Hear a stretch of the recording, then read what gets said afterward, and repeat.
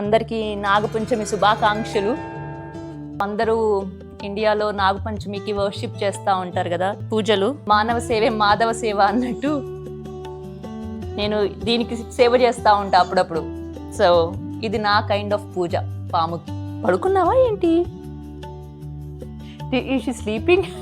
Yes. I think I'm massaging her. So she's liking it. She's not moving at all. Beautiful color. ఎన్ని years బతుకుతుంది అని అడుగుతున్నాను.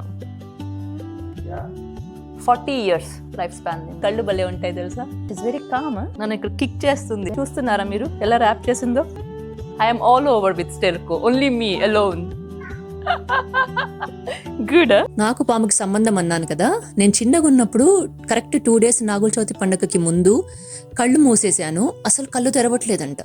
మాట్లాడుతున్నాను, ఆడుతున్నాను, నవ్వుతున్నాను, కానీ కళ్ళు మాత్రం తెరవట్లేదు. అమ్మ కంగారు పడిపోయింది, నానమ్మ కంగారు పడిపోయింది.